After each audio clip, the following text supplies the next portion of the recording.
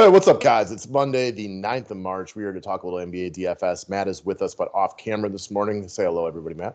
Hello, everybody.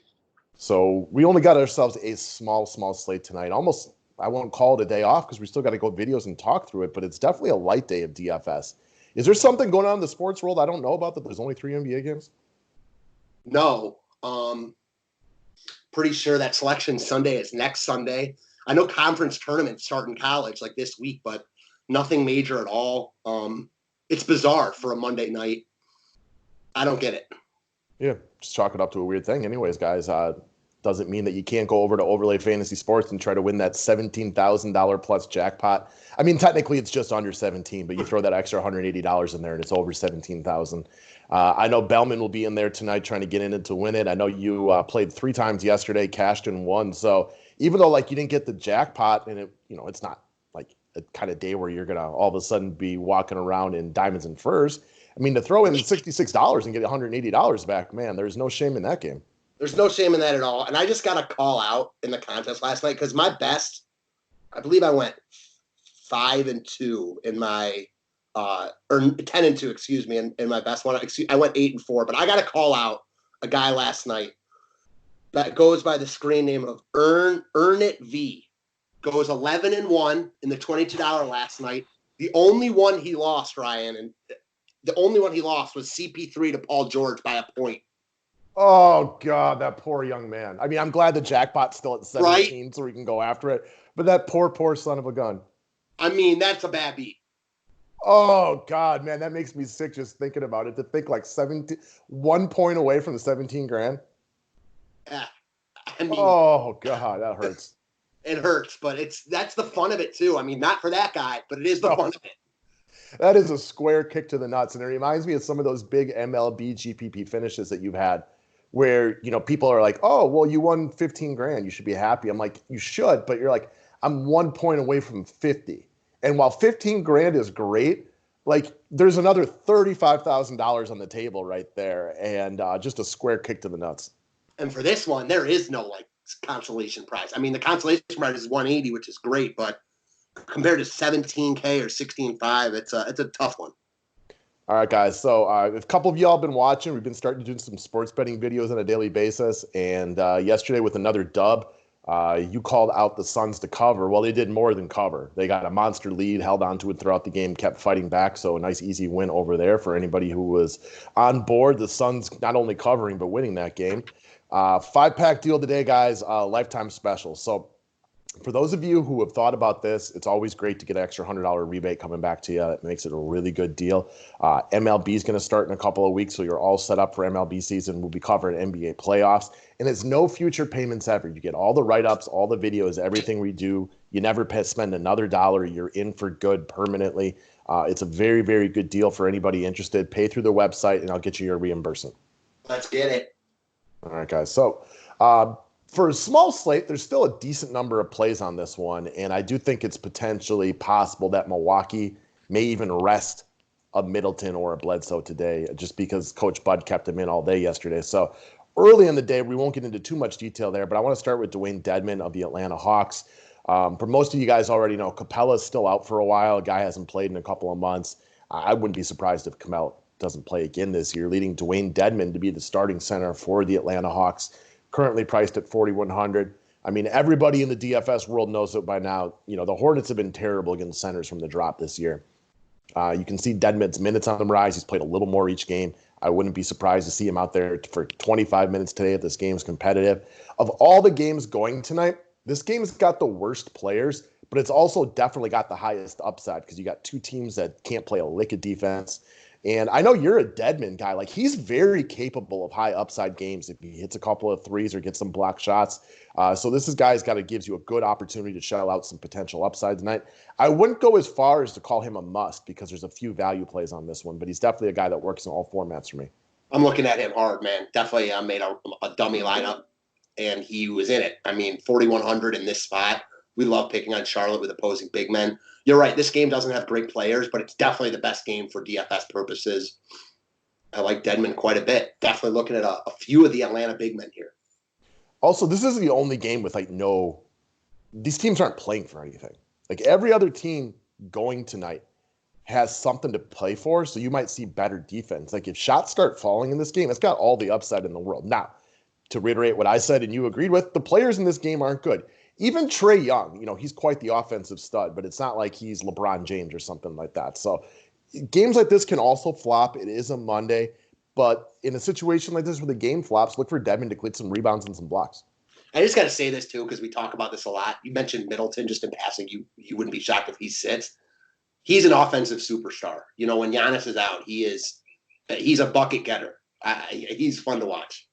Yeah, so the comparison we've made to him lately to Bradley Beal. They look a lot alike. Right? Like, and also, like, if Middleton was in Beal's situation, I think you get very similar results. Really good numbers, but they're not winning big-time games, kind of like they aren't in Washington. Middleton's also, like, maybe it's because I never watched enough of him before, but, like, yesterday, I mean, he's so aggressive. Like, so when Giannis is out, like, so aggressive. It was awesome to see. Yeah, in a loss, though, so. Couldn't play any defense yesterday, so it happens. Anyways, you wanted to talk about Devontae Graham today. I want to bring up one point before I let you go into what it is that you like about him, and that is there are going to be a lot of value plays today, even for a 3-game slate. It's that time of the year in the NBA. We got the Bucks with no Giannis, but maybe even potentially somebody else doesn't play. So if you don't love Graham's salary and you think he should be $6K, $400 doesn't mean anything today, and you can easily get this guy with much higher upside than some of the other guys. Great spot against Atlanta here. Now cheaper than Terry Rozier. I like Graham quite a bit here. I do look at him as the cog in the machine here. I think he's very affordable at 6,400.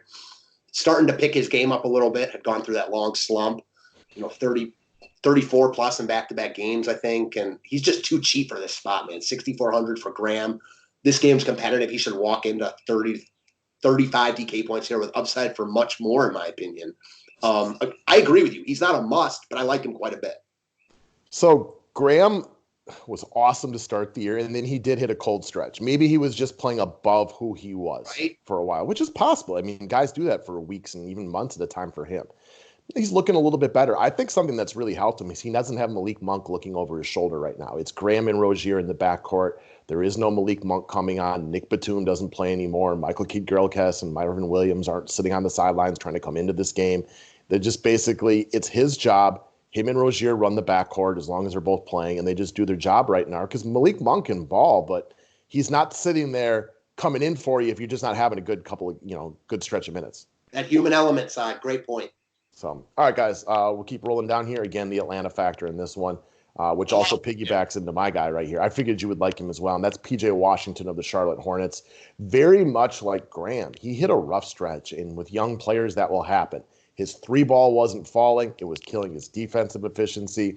Now, P.J. Washington, as I like to call him, with no Michael Kidd-Gilchrist or Marvin Williams getting all the minutes he can handle, is back to playing. 26-plus DK points in 8 of 9. This game's got the weakest defensive players out there, so it's got the highest upside of shots are falling. His 3-ball has been falling again.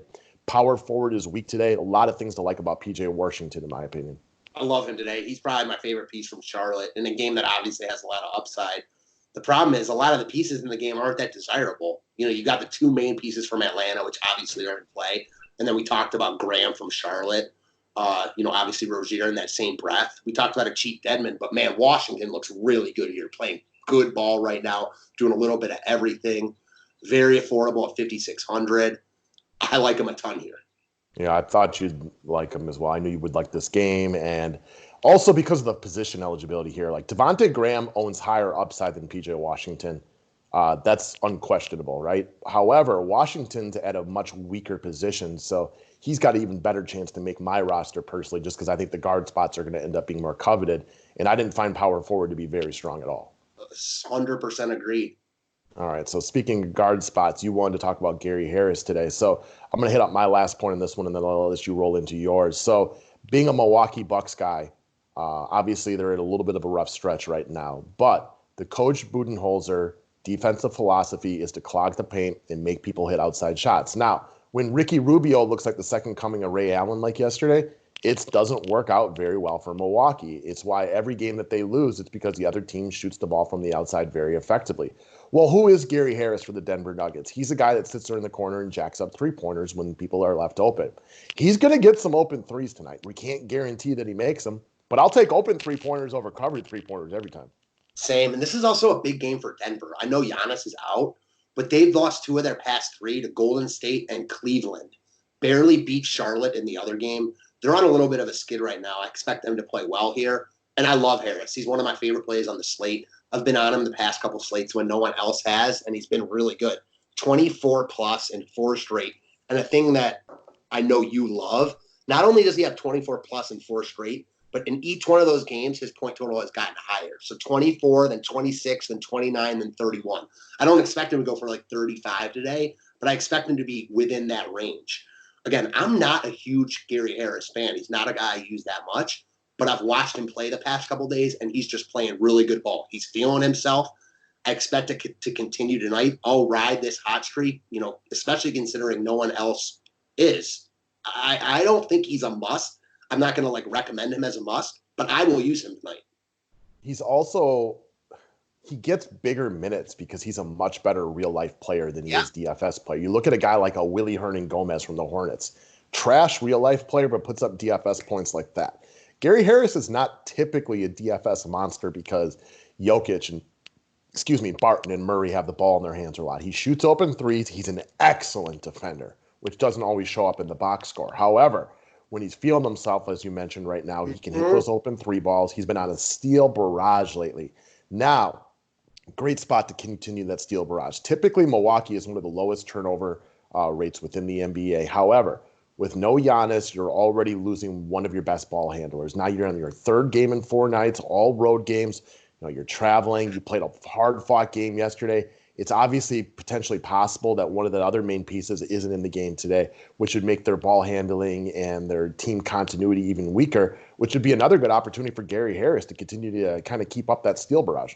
The funny thing about this game is that it's almost like role reversal. When Denver played at Milwaukee earlier this year, they were decimated. I think they were coming in on the second half of a back-to-back and won that game.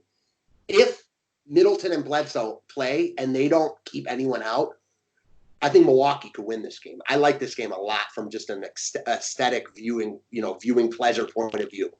I don't like Milwaukee's chances today, even if everybody plays. They exerted a ton of energy yesterday trying to come back in that game. Now you got to go to Denver on the tail end of a back-to-back. They better get up early because they are going to be a couple of tired cats at the end of this game. That was the most impressive thing about Middleton last night. He started off 0 of 8 in the first quarter, and then I almost messaged you man, Middleton, what the hell? It didn't matter. He was 100% owned anyways, but to finish with 39 points, he was awesome. I think that if Milwaukee can take that energy they played with towards the end and bring it into tonight, they'll have a chance. If not, they'll get toasted. Yeah, you better get up a big lead early if you're Milwaukee, at least. I mean, because double-digit leads go so quickly in the NBA these days because when it comes down to the 3rd and 4th quarter, these dudes are going to be sucking wind. You saw yesterday in the second half, Brook Lopez, even, Bledsoe, a guy like him, they were holding their shorts, which is always the sign in the NBA that they're a little bit gassed. They exerted a ton of energy trying to come back in that game. And the fact that Coach Bud left him out there till the very last second, which is why I'm theorizing, I don't know that for 100% certainty Milwaukee is going to give it its best effort tonight. So it should be an interesting game. Now, if all those dudes are in play, they're going to try, and they should at least have a good, solid effort, the early portion of the game. But I'm not going to be surprised if, Brook Lopez or Middleton is out for back spasms tonight. I look at every game at the start of the morning, trying to cap them and see who I like from a betting aspect side. This is a game I don't have any good feel on because you expect Denver to come in here after losing to Cleveland last time out, lost to Golden State their last home game. You expect them to play really well. But just because we expect that doesn't mean that they're going to do that. They're not playing good ball right now. They're not. You listen to their announcers after the Cleveland game. I don't know if you watched the post game after that one. They were talking about, one of them was like the Nuggets defense just wasn't playing that well. He goes, I don't care about the Nuggets, our defense. He goes, we put up 42 points on Cleveland in the second half. He's like, that's putrid and pathetic. We got to get things rolling offensively again. Cleveland beat Denver twice this year. That's pathetic for Denver. It is. Yeah, Cleveland is better than their record. Their record is bottom of the league, but talent-wise, production-wise, They lose a lot of close games. They don't know how to win yet, which is pretty typical of younger teams. So I would not be as turned off by my team if I was Cleveland, if say I was the New York Knicks fans. Yeah, 100% agreed. We got some pieces that I like.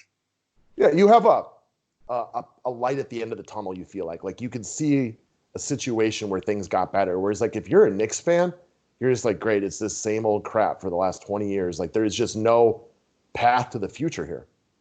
You are so right. So, all right, guys, that's what we got for today. Thumbs up is always appreciated. Please subscribe if you haven't already, and we will see you for a little bit later to talk overlay and some sports betting. Thanks, guys.